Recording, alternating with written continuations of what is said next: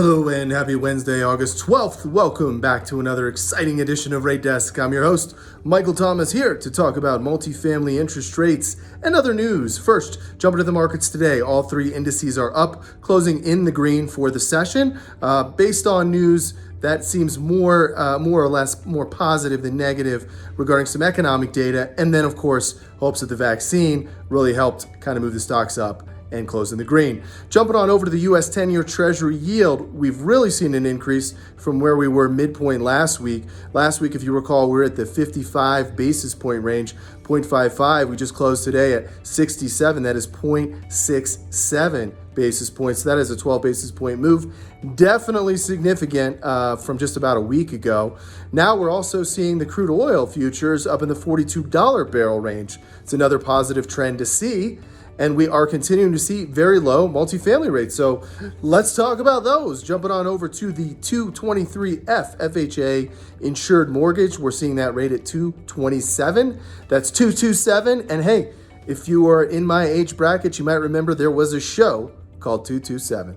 Jumping on over to the 221 D4. We are talking about a 287 today. That is 2.87. And going over to the agency desks, we are seeing on the Fannie Mae at the very tightest end of their range, 275. We're also seeing an indicative from Freddie at 295. That's both on 10-year money. However, I'm hearing from my friend over there, John, that in fact, Freddie is really competing, and in general on transactions, they've been beating Fannie out on pricing. They just don't throw their best pricing out there. They like to price every individual deal, so you just don't get as competitive on the indicative rates. Now, one thing I want to mention to you today, a couple things, but the first and foremost is regarding HUD FHA insured transactions, an area you know that I specialize in. One very interesting thing happening in this current marketplace is that due to the precipitous fall in the interest rates, there has become an appetite for these FHA instruments to be renegotiated, essentially bought out of their prepayment penalties, and their rates are lowered. Yes, I said that, bought out of their prepayment penalties by a new investor. The borrower is not going to pay the prepay. The investor does, absorb it essentially, and lowers their rate. Now, you can do this in certain cases. It depends on what your interest rate is at currently, but it's a very unprecedented thing to see in this marketplace where, for example, a 10% prepayment penalty, 10% of the loan amount, can be absorbed and you could still lower the interest rate. Very interesting times.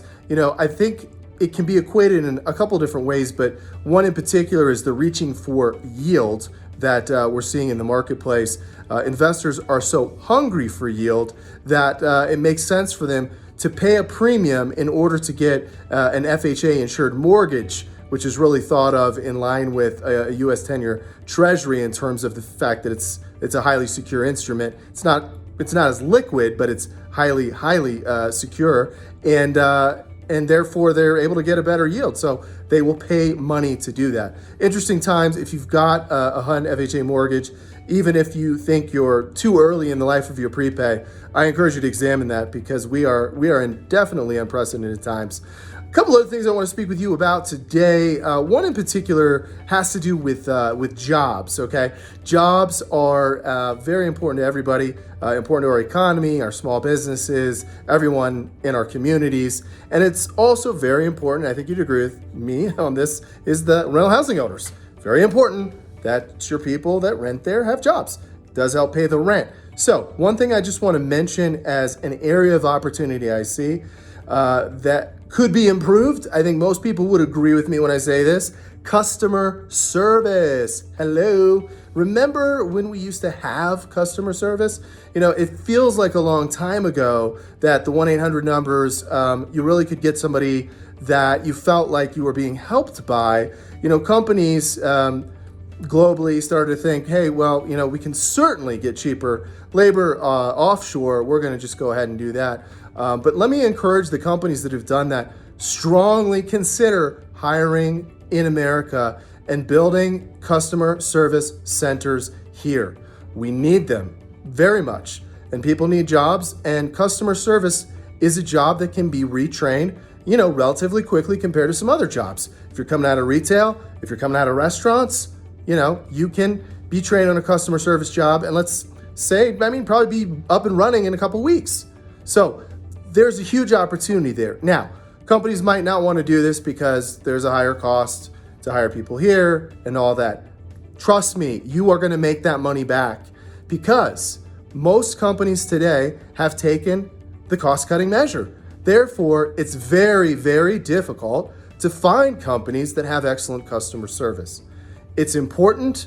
I'm telling you, it's an area that can help build your brand, build your business in a way that others are just not doing.